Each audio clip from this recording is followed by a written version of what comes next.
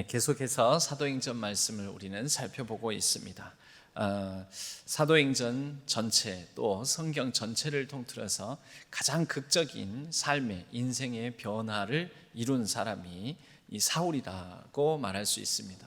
오늘 사울의 경우에는 목숨 걸고 생명 다해서 예수 믿는 사람을 혈안이 되어서 쫓아다니면서 잡아 죽이려고 했던 그런 사울이 불과 몇 절 앞에서 바로 이 9장 서두에서는 그랬던 사람이 9장 이 한 장 안에서도 극적인 변화를 보이는데요, 이제는 사울을 죽이고자 혈안이 된 이전의 사울과 같은 많은 사람들에게 쫓기는 자가 된 사울의 모습을 볼 수가 있습니다. 이 사울의 모습을 보면 어떻게 이렇게 인생이 극적으로 변할 수가 있는가, 어떻게 이렇게 극적으로 예수 그리스도를 만나서 예수 그리스도를 믿음으로 이렇게 바뀐 삶을 살 수 있는가, 우리에게 그런 모습을 보여주고 있습니다. 그런데 이 사울의 변화는 대단히 극적이고 이 한 장 안에서도 정말 180도로 변하는 그러한 면모를 보여주지만, 이 사울의 변화는 모든 그리스도인들이 정도의 차이는 있지만 겪게 될 변화의 모습을 보여주고 있다라고 우리는 생각할 수 있습니다. 기독교는 기독교의 핵심 키워드, 기독교의 핵심 단어는 뭐냐면 변화입니다. 변화. 물론 기독교의 핵심 단어는 구원이지 않습니까? 사랑이지 않습니까? 이제 이렇게 얘기를 하는데요, 결국 이 모든 단어들, 우리가 익숙하게 기독교에 관하여서 떠올릴 수 있는 단어들 다 변화와 관계되어 있습니다. 구원, 변화된 신분이죠. 종의 멍에를 맨 종의 노예였던 죄의 멍에를 메고 죄의 종이었던 우리가 이제는 더 이상 죄의 멍에를 지지 않고 종, 노예 노릇을 하지 않으며 하나님 안에서 자유자가 되어 하나님의 자녀이자 하나님의 백성이 되는 것, 그 구원 아닙니까? 구원도 변화인 것입니다. 우리가 십자가를 통하여서 우리의 여러 신분이 바뀌고 우리의 여러 가지 우리를 사랑하시는 하나님의 사랑으로 말미암아 변화가 이루어진 것이죠. 기독교는 사랑이다. 그런데 기독교는 사랑이다라는 것도 우리가 이전에 살아가던 것에서 이제는 예수 그리스도를 믿고 나면서부터는 사랑하는 것이 바뀌게 되는 것이죠. 변화인 것입니다. 기독교의 핵심 단어는 변화입니다. 기독교의 역사는 바로 이렇게 변화된 사람들이 이루어간 삶의 많은 이야기, 특별한 변화를 일으키고 세상을 변화시키고 그리고 그 변화를 꿈꾸며 변화를 소망하며 변화되어간 이야기들로 바로 기독교 2000년 역사가 구성되어 있습니다. 그 변화의 이야기 가운데 가장 극적인 변화의 모습을 보인 사울을 통해서 우리는 그리스도인의 변화, 그리스도인이 해야 될, 이루어 나갈 변화의 모습을 몇 가지 생각해 볼 수 있다라는 것입니다. 먼저 이 사울의 변화를 통하여 그리스도인들이 정도의 차이, 이 정도라는 것은 시간의 차이가 있다라는 거죠. 어떤 사람은 이게 사울처럼 갑자기 극적으로 하루아침은 아니죠, 한 3일 정도 하루아침에 변화될 수도 있고, 어떤 사람은 이 일련의 변화의 과정이 10년, 20년, 30년이 걸릴 수도 있고, 어떤 사람은 일평생 걸릴 수도 있습니다.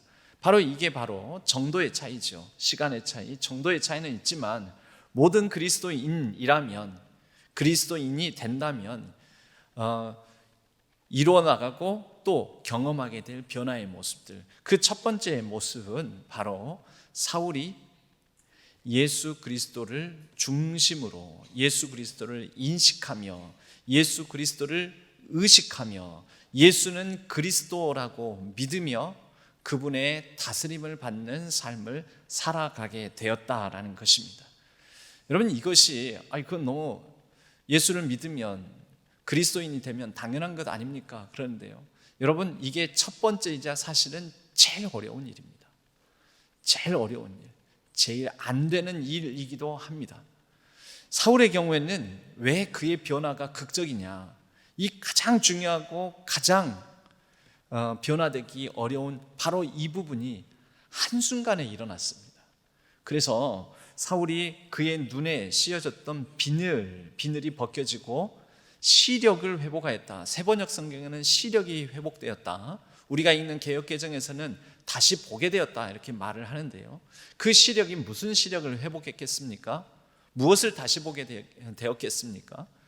여러분, 기독교의 이 믿음의 변천 과정은 이렇습니다. 그전에는 내 힘을 가지고 살아갑니다. 이걸 파워라고 합니다. 내 힘, 내겐 힘이 있어.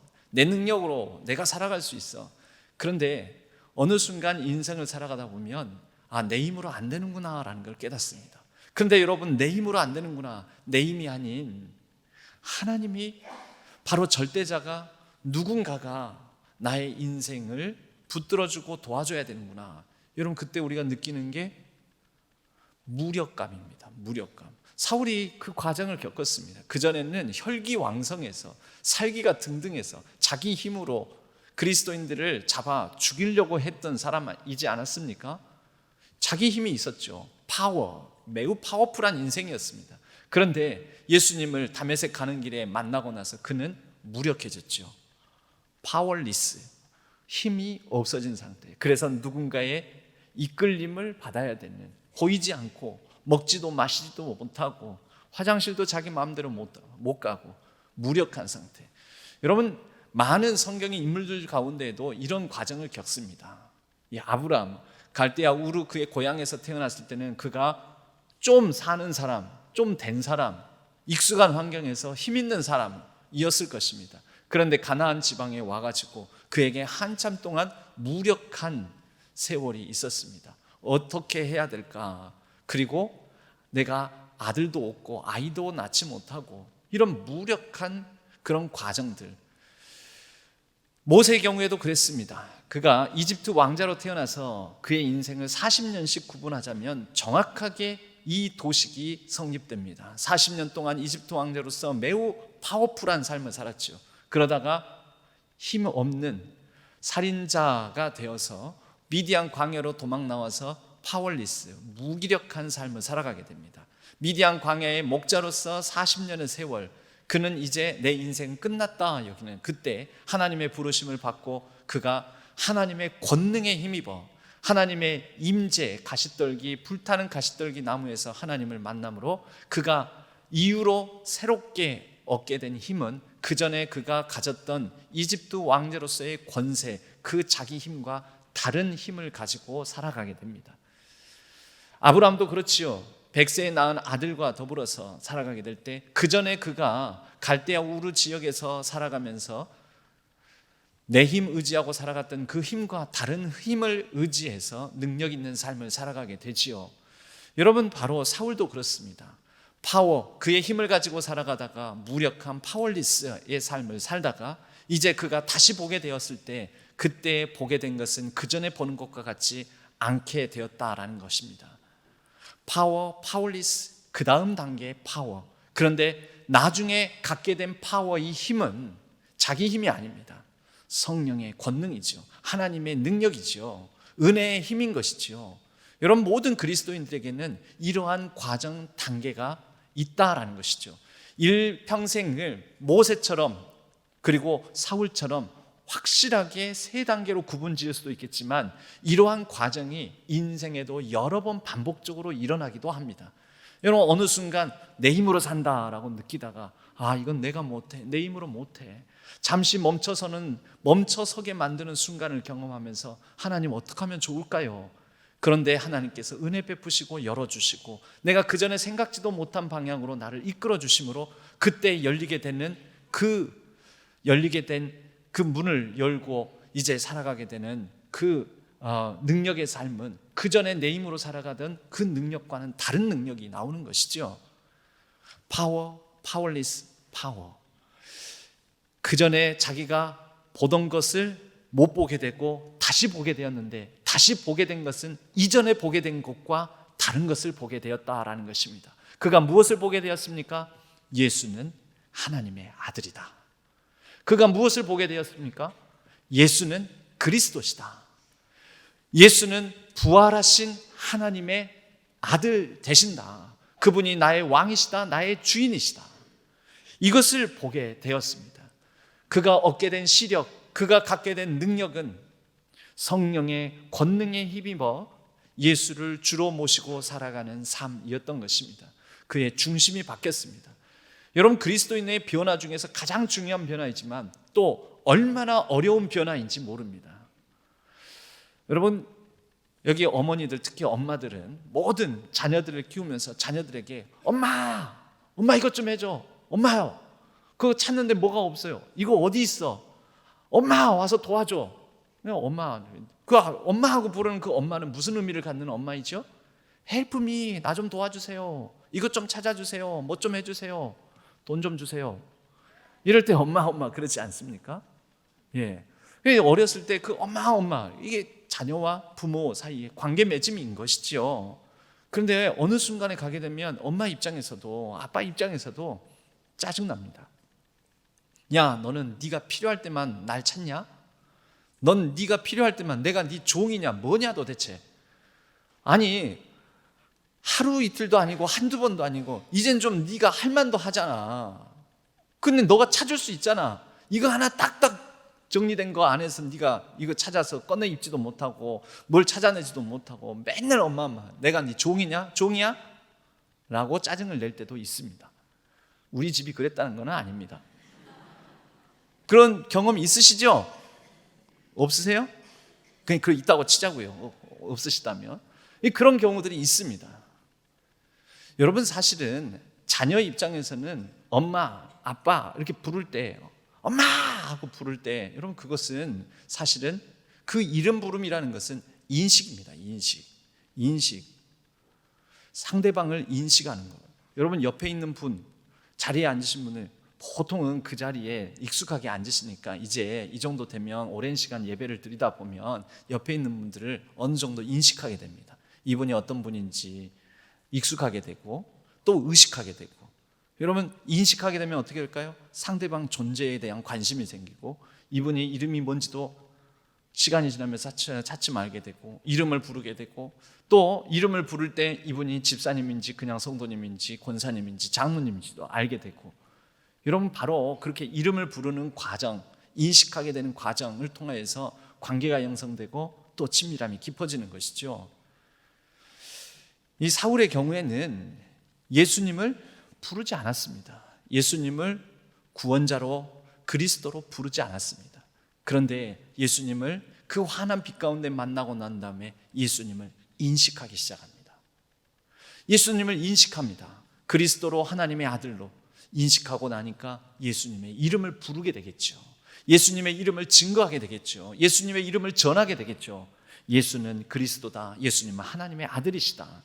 오늘 우리가 읽지는 않았습니다만은 본문이 길어서 몇 절을 뺐습니다. 그런데 이 본문부터 시작을 해야 됩니다. 20절 말씀을 보면 사울이 다메섹에 있는 제자들과 함께 이제 새로운 시각, 새로운 눈이 열리고 다시 보게 되면서 파워리스, 새로운 권능이 임하여 새로운 시각을 가짐으로 보게 되는데 그 즉시로 20절 말씀에 이렇게 말씀합니다. 각 회당에서 예수가 하나님의 아들이심을 전파하니. 그런 새로운 인식이죠. 새롭게 보게 된 것이죠. 그 전에 보게 된 시각과 완전히 달라진 것이죠. 그의 인생의 삶의 중심이 바뀌게 된 것이죠.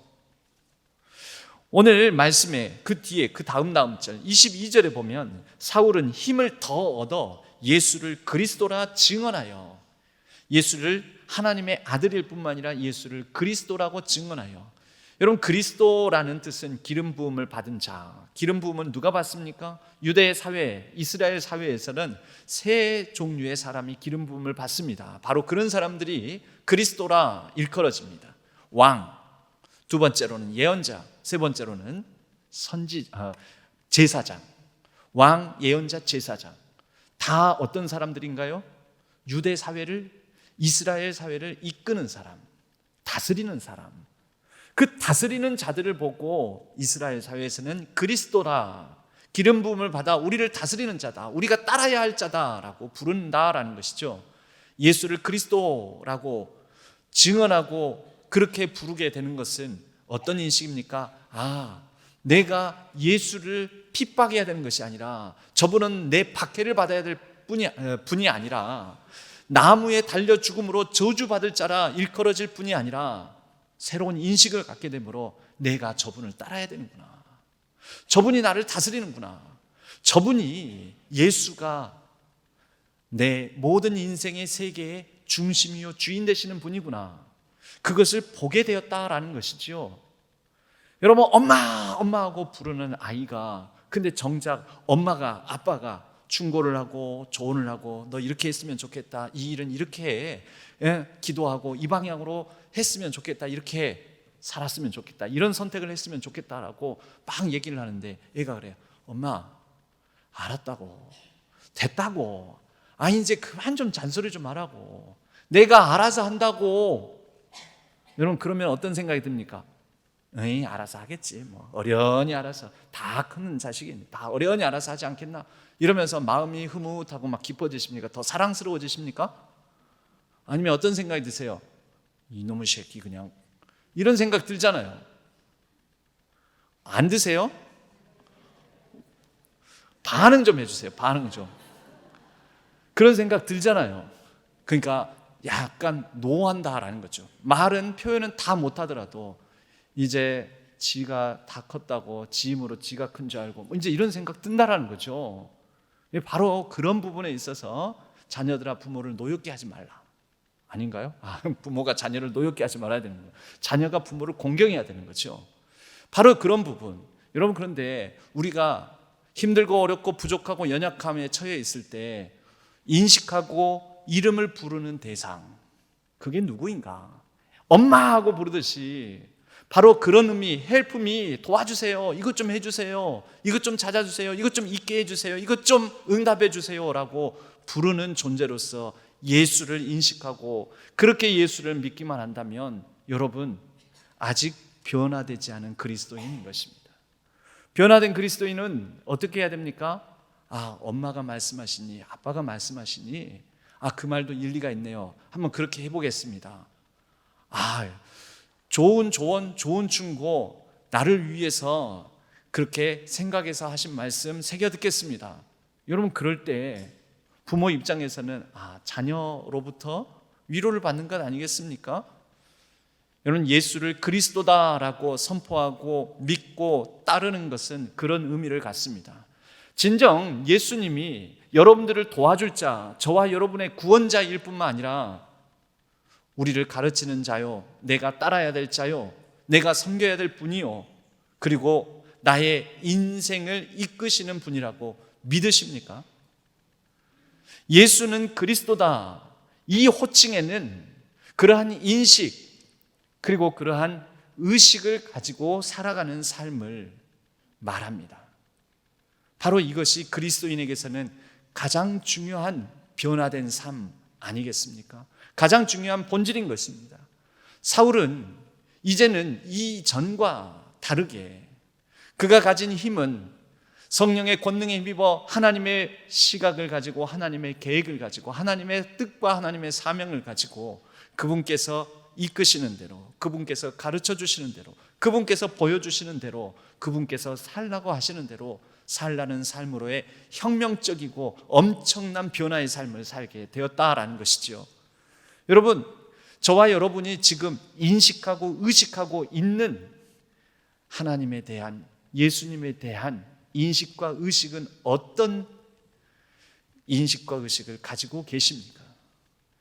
그것이 우리의 어떤 그리스도인다움을 결정한다라는 것이죠.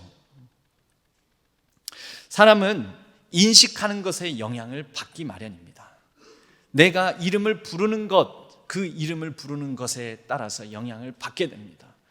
여러분, 들에 피어있는, 집에서 키우는 꽃의 이름을 모를 때는 집에 가져다 놓고, 여러분, 이름을 알고 키우죠. 보통 이름도 모르고 정성을 다해서 물 주고 또 양분 주고 그렇게 해서 키웁니까? 분갈이 하면서 키웁니까? 그렇지 않죠.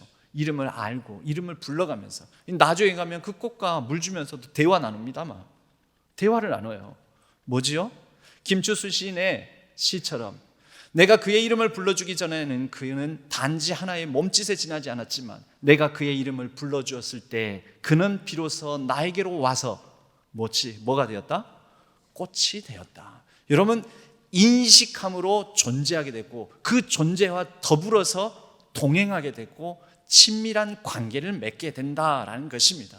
이걸 복음적으로 해석하자면 우리가 그의 이름, 주의 이름을 부르기 전에는 그는 나와는 아무 상관없는 2000년 전에 십자가에 달려 죽은 한 인간에 불과했지만 내가 그의 이름을 하나님의 아들이요 그리스도라고 부르게 되었을 때 그는 나에게로 와서 나의 전 존재를 맡겨도 될 분, 나의 전 인생을 이끄시는 분, 꽃이 되었다.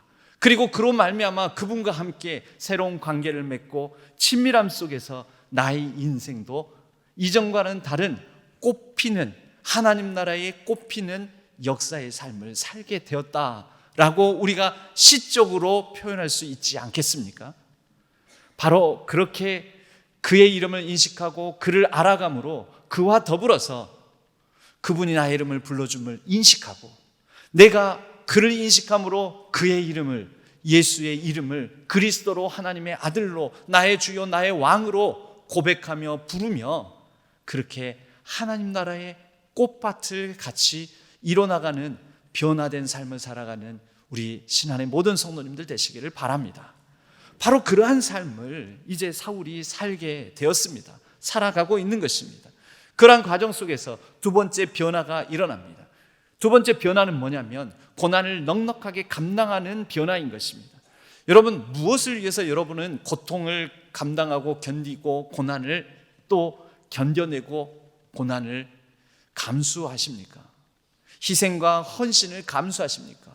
보통 우리가 무엇을 위해서 그렇게 하지요?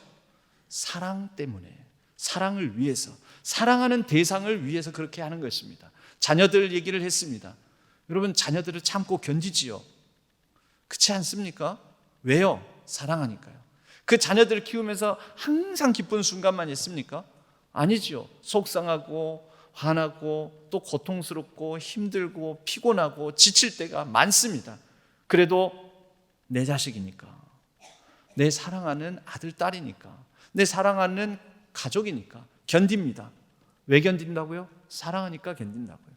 보통 사람은 사랑하는 대상 때문에, 사랑 때문에 그 대상을 참고 견디고 고난도 역경도 이기고자 하는 것입니다. 어떤 사람은요, 취미생활, 내가 좋아하는 거, 내가 사랑하는 거죠. 그 사랑하는 것 때문에 시간도 희생하고 물질도 희생하고 그리고 비가 오나 눈이 오나 비도 눈도 맞아가며 견디고 참고, 등산 좋아하는 사람은요, 비가 와도 눈이 와도 비가 오는 날에 산이 그게 진짜지 하면서 나가요. 눈이 오면 설경, 그 산에 올라가서 보는 설경이 절경이요, 그거 못 본 사람은 아직 인생을 덜 산 거야 하면서 나갑니다. 그러다가 미끄러져서 사고 당할 수도 있고 여러 가지 어려움, 고난이 있을 수도 있는데 나갑니다. 왜 나갑니까? 사랑하니까요. 좋아하니까요. 여러분, 오늘 사도 바울이 죽음을 감내합니다. 그전에는 죽자사자 예수 믿는 사람들을 잡으러 다녔습니다. 죽이고자 다녔습니다.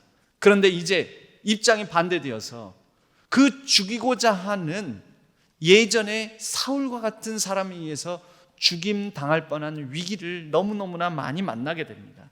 23절에 보면 여러 날이 지나매 유대인들이 사울 죽이기를 공모하더니 그렇게 다메섹에서 예수는 그리스도다, 예수는 하나님의 아들이다, 예수는 부활하신 주님이요 우리의 왕이 되신다라는 것을 증언하고 증거하는 삶을 살아가다가 미움을 받는 거예요. 예전에 사울처럼 너도 예수를 따른단 말이야? 아니 네가 왜 이렇게 됐냐 하면서 이놈의 새끼야 죽여야 되겠다 하고 사울을 죽이고자 하는 사람들이 너무나 많아진 것이죠. 사울 죽이기를 공모하니. 여러분, 이것을 왜 감내하는 것일까요? 왜 이런 삶을 살아가는 걸까요? 그가 사랑하는 대상이 바뀌었거든요.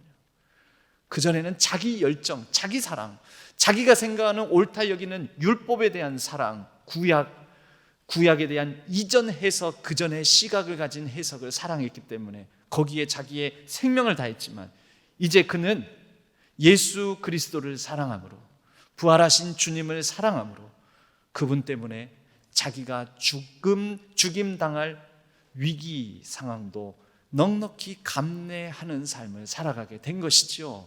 이게 한 번뿐이 아닙니다. 뒤에 보면은 29절에 또 주 예수의 이름으로 담대히 말하고 헬라파 유대인들과 함께 말하며 변론하니 그 사람들이 누가요? 헬라파 유대인들 같이 변론을 나누는데 이기지를 못해요. 말싸움에서. 이 사울의 말이 논리정연하고 너무나 맞는 것 같거든요. 그러면은 설득당해야 되는데 화가 나니까 이놈의 자식을 죽여야 되겠다고 헬라파 유대인들이 논쟁에서 이기지 못하니까 이 사울을 죽이고자 합니다. 여러분 23절에도 사울 죽이기를 공모하는 사람들, 29절에도 또 사울을 죽이고자 하는 사람들, 또 사울의 인생에서 앞으로도 계속해서 매맞고 또 파선의 위험 당하고 사람들로부터 죽음의 위협을 당하는 순간순간들이 얼마나 많습니까? 왜 감당합니까? 사랑하는 것이 달라졌으니까. 사랑의 대상이 바뀌었으니까. 여러분, 이러한 사울의 변화는 우리들에게 질문을 던집니다. 여러분들에게도 질문을 던집니다. 여러분들은 뭘 사랑하십니까? 여러분들은 뭘 사랑하십니까? 사실 첫 번째 변화의 모습도 우리에게 질문을 던지죠. 나는 무엇을 인식하고 무엇을 주목하여 보고 무엇을 의식하면서 살아가는가? 내가 인식하여 내게 꽃이 되는 존재는 무엇인가? 내가 이름을 지어 불러주는 그 대상은 무엇인가? 여러분, 어떤 사람은요, 자기 가지고 있는 물건 중에서 너무 사랑하고 좋아하는 것은 애칭을 불러줘요. 애칭을. 그 대상의 이름을. 집에 키우는 애완견만 하더라도요, 다 이름 짓잖아요. 이름 짓잖아요. 이름 지어서 막 그 이름을 불러주면서 얼마나 그 이름을 부를 때마다 그 존재는 나에게 꽃이 되는 거죠. 여러분, 무엇을 사랑하세요? 그래서 그 사랑하는 대상 때문에 견디고 고난과 고통이 있어도 넉넉히 감대하는 그 대상이 무엇입니까? 여러분, 우리는 이것을 물어봐야 하는 거죠. 난 지금 무엇을 사랑하는가? 나는 무엇을 위하여서 헌신하는가? 무엇을 위해서 내 시간을 아낌없이 내어주는가? 무엇을 사랑함으로 그 사랑하는 대상을 위하여서 나는 지금 참고 견디는가? 뭘 사랑하십니까? 사울의 변화된 모습은 우리에게 그것을 묻습니다. 나는 지금 무엇을 사랑하는가? 여러분, 교회를 사랑하십니까? 예수님을 사랑하십니까? 복음을 사랑하십니까? 진리를 사랑하십니까? 정의를 사랑하십니까? 그러면 여러분, 그것을 위해서 헌신함으로 사랑을 보여주시기 바랍니다. 희생함으로, 아까워하지 않음으로 내 시간을, 내게 있는 것들을 내 놈으로 손해를, 고난을, 고통을 감내함으로. 여러분, 자녀들을 향한 사랑한다. 내가 널 사랑하거든. 내가 널 사랑해. 엄마가 너를 얼마나 사랑하는지 잘 알지. 그러면서 아무 희생 안 해요. 애들도 다 알아요. 우리 엄마는 말만 맨날 사랑한다고 그래. 나 안 사랑해. 왜요? 한 번도 나를 참아내주고 나를 위해서 고난과 헌신과 희생을 감수하는 면이 안 보이거든요. 본 적이 없거든요. 느낀 적이 없거든요. 말은 하진 않아도 애들도 다 아는 것이죠. 여러분, 하나님이 다 아시지 않겠습니까? 우리가 뭘 사랑하는지. 사울은 나중에 바울로 일컬어지죠. 여러분, 사울과 바울은 회심해서 바울로 이름을 바꿨었나 보다. 그렇지 않아요. 여러분, 사울이 바울 된 것은 사울이 그전에는 유대인 그리스도인, 유대인들 사회 안에서 예수 믿는 유대인들만 잡으러 다녔습니다. 그러니까 그 유대인들이 사울을 사울이라고 부른 거예요. 그거는 히브리식으로 사울의 이름을 부르는 것이거든요. 그런데 그가 예수님을 만나고 나서부터 그가 하는 일이, 쫓아다니는 대상들이 달라졌죠. 이방인의 사도가 될 것이다. 나를 위하여 많은 사람들로부터 고난을 받을 것이다. 아나니아에게 이미 사울이 어떤 삶을 살아갈지 주님께서 말씀하시지 않았습니까? 그리고 그가 이방인의 사도가 되어서 이제는 헬라인들을 많이 만납니다. 지중해 선교를 나가서 각 지역의 세계의 그리스 헬라 사람을 많이 만나니 그 사람들이 사울을 헬라식으로 발음을 합니다. 그게 바울입니다. 여러분, 우리는 개역 한글을 따라서 베드로를 우리 한글로는 베드로라고 있죠. 베드로라고 말하면 미국 사람 못 알아듣습니다. 미국 사람들은 피터라고 해야지 알아듣습니다. 베드로 하면 what? 베드로가 뭐? 베드로가 뭐라고? 누구? who is he? 누구냐고. 피터. 그러면 오케이, 피터, I got it. 알아듣는 거예요. 그러니까 베드로를 영어식으로 발음하면 피터가 돼요. 피터를 우리 한국 그리스도인들 익숙하게 말하면 베드로가 되는 거예요. 그럼 베드로하고 피터하고 다른 말입니까? 아니지요. 변화됐습니까? 회심해서? 아니지요. 누가 부르느냐에 따라서. 그러니까 바울이 고난을 감내하면서도 여러 사람들 앞에 복음을 전하는데 유대인들보다는 헬라인들, 헬라파, 헬라어를 쓰는 사람들에게 전하기 시작하면서 그의 이름을 헬라식으로 바울로 불려지게 되어서 사도행전에는 바울이라는 바뀐 이름이 등장하게 된 것입니다. 언제부터요? 이방인들, 유대인이 아닌, 히브리인이 아닌 다른 사람들에게 복음 전하게 되면서부터요. 여러분, 우리가 무엇을 사랑하는지 돌아보아야 됩니다. 그러한 우리가 사랑하는 대상에 따라서 우리의 인생이 이렇게 달라지는 것이지요. 세 번째로 사울이 세 번째로 이런 변화를 겪게 되고 경험하게 되고 이루어 우리에게 보여주게 되는데요. 그 세 번째 변화의 모습은 그와 함께하는 사람들이 달라졌다라는 것입니다. 그와 함께하는 사람. 그전에는 어떤 사람들이었습니까? 예수 믿는 사람을 잡으러 다니는 사람들, 예루살렘 성전 중심의 사람들과 함께 했었는데 이후부터는 이제 그리스도인들의 모임 속에 그가 들어가게 됩니다. 여러분, 그리스도인은 절대 혼자서 그리스도인이 되지 못합니다. 예수를 믿는다는 것은 혼자 하는 게 아닙니다. 같이 하는 것입니다. 그리스도인은 반드시 공동체를 이루어가는 것입니다. 왜요? 혼자서 못 전하고 혼자서 못 싸우고 혼자서 믿음의 성장이 일어날 수가 없습니다. 힘들어도 상처받아도 때로는 어려움 겪어도 그냥 혼자 신앙생활하는 게 나아. 내가 어느 교회를 갔다가 상처를 너무 많아요. 난 이제는 교회에 속하지 않을 거야. 그게 아닙니다, 여러분. 성령이 임하셨습니다. 어디에 임하셨습니까? 한 사람 한 사람에게 임하셨지만 같이 모여있는 120명의 마가의 다락방 공동체에 임하셨습니다. 그리고 마가의 다락방 공동체에 임하신 성령은 성령이 임하셔서 예루살렘 교회 공동체를 이루어가게 하셨습니다. 오늘 사울이 원래 자기 힘 믿고 살아가던 사람이 이제 그의 든든한 지지자들, 후견인들이 생기게 됩니다.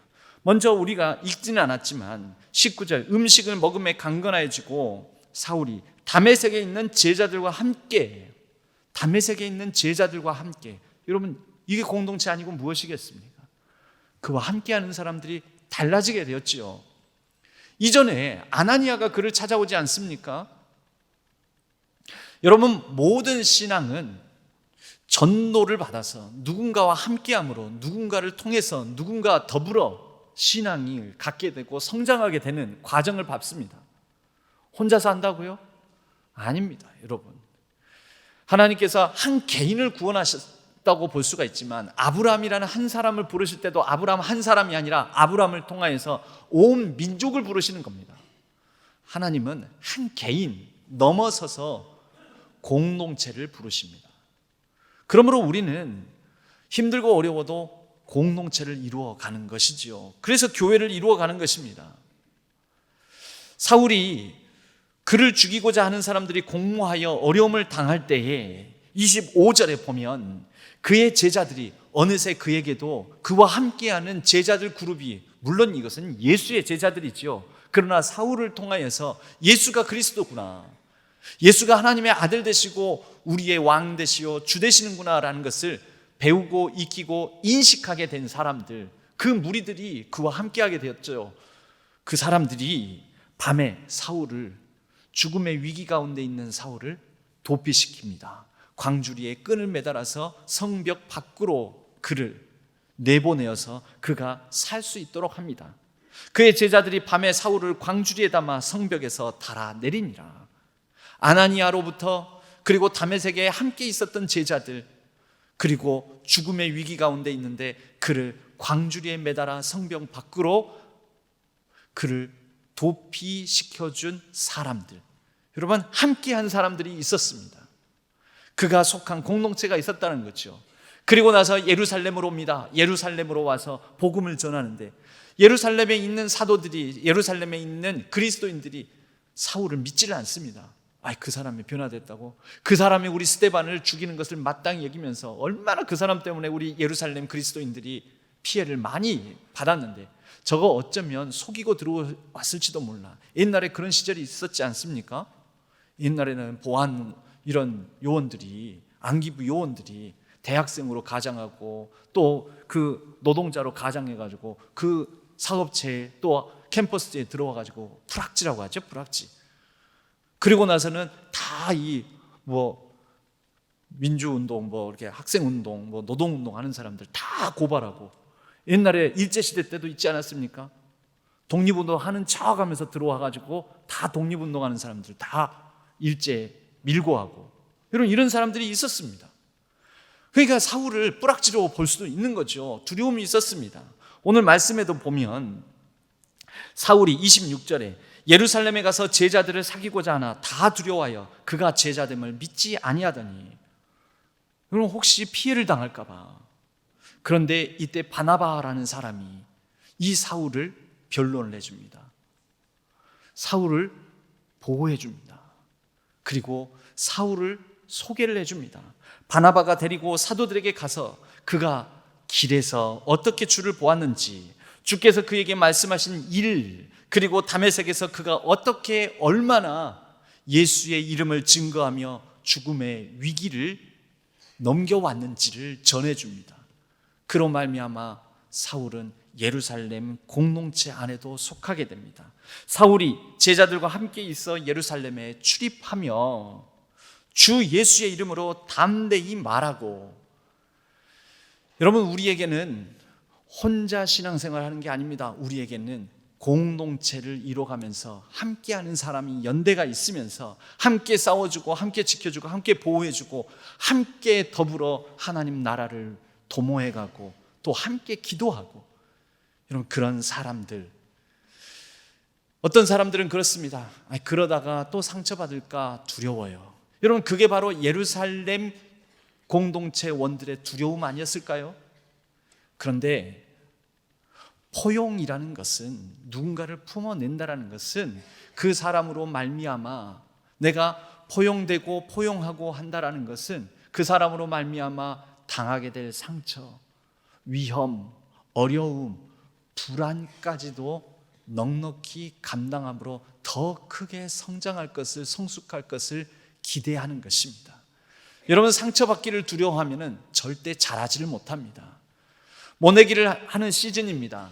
그런데 모내기 하기 전에 벽실을 발화를 시켜서 모판에서 키웁니다. 모들, 어린 모들을 키우죠. 그런데 어린 모들이 그곳에 있으면 안전합니다. 훼손도 안 되고 뿌리 못 내릴 위험도 없어지고, 그런데 그러한 모판에 심겨진 모에서는 풍성한 이삭을 결실할 수가 없습니다. 그래서 논에 이제 비닐하우스로 씌워진 것이 아니라 병충해를 입을 수도 있고 여러 가지 자연재해를 입을 수도 있는 위험성이 도사리고 있는 논에다가 그 모들을 옮겨다 심지 않습니까? 그것이 모내기입니다. 병충해를 당할 수도 있죠. 어떤 모는 시들어서 말라버릴 수도 있죠. 뿌리를 못 내릴 수도 있죠. 자연재해로 말미암아 이삭을 맺지도 못하고 그냥 시들어버리고 죽어버릴 수도 있지요. 하지만 여러분, 모는 모판에 두는 게 아닙니다. 발화돼서 어느 정도 되면은 논에다 심는 것이지요. 하나님께서 우리에게 함께할 사람들을 주시고 고난을 감당하게 하시는 것은 우리로 말미암아 더 풍성한 하나님 나라의 결실, 열매를 보고자 하는 것입니다.